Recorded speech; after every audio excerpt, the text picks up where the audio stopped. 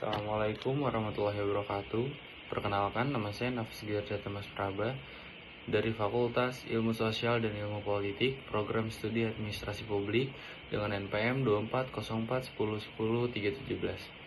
Hari ini saya akan menerangkan tentang bela negara yang berjudul, artikel saya yang berjudul Penerapan Reformasi Birokrasi sebagai Wujud Bela Negara dalam Administrasi Publik. Di sini saya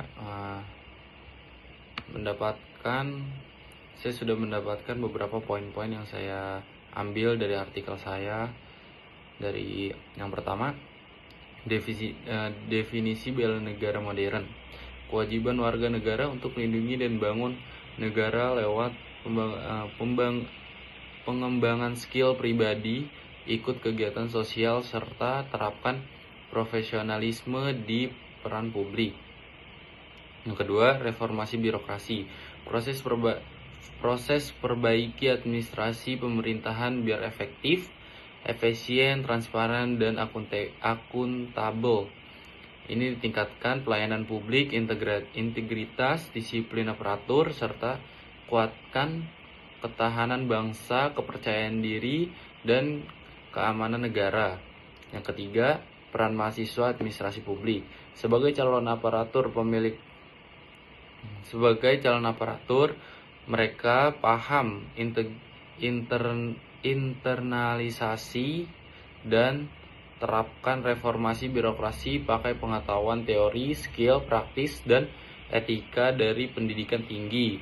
Ini tanamkan nilai bela negara seperti patriotisme, kesadaran berbangsa, integritas, tanggung jawab sosial, dan komitmen layanan negara.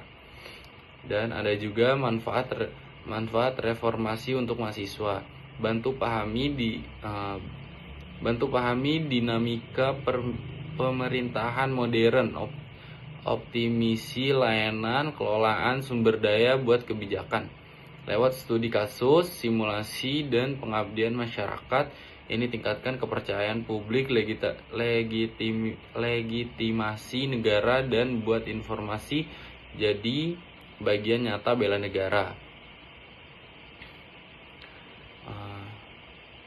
Dan itu pendahuluannya. Di sini saya akan mengasih tahu poin-poin yang saya dapatkan di isi dari artikel saya. Yang pertama, reformasi birokrasi dan nilai bela negara. Yang pertama, pengertian reformasi. Perbaiki struktur administrasi untuk efisiensi, efektivitas, dan kualitas pelayanan publik. Sejalan bela negara karena tuntut aparatur berintegritas, profesional, dan prioritas masyarakat. Yang kedua, cara mahasiswa terapkan. Pahami dan patuhi hukum, etika, prosedur administrasi publik sebagai bentuk cinta tanah air. Prioritaskan kepentingan rakyat di atas pribadi atau kelompok. Tingkatkan kesadaran nasional.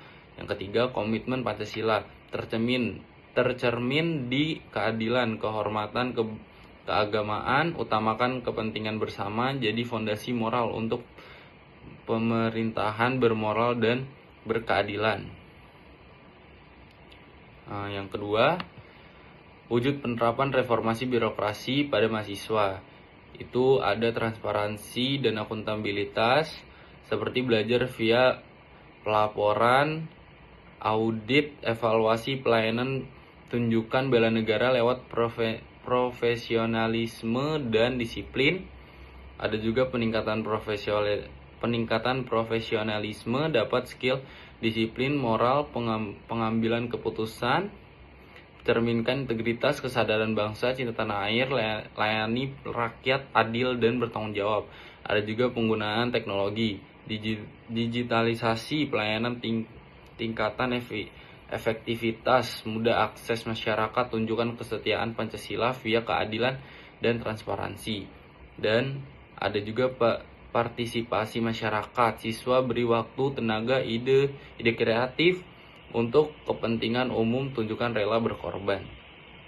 Dan juga yang terakhir ada dampak keseluruhan. Pupuk nilai bela negara seperti profesionalisme, disiplin, kesadaran berbangsa, bertanggung jawab sosial, dedikasi bangun negara, reformasi jadi manifestasi kontribusi calon aparatur berintegritas.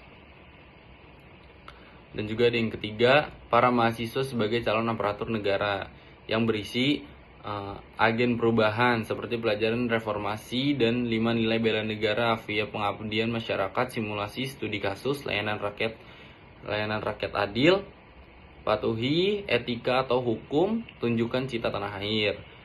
Ada juga kesetiaan Pancasila di pengambilan keputusan, hormat keberagaman, utamakan kepentingan bersama, rela berkorban waktu atau tenaga atau ide untuk masyarakat dan negara.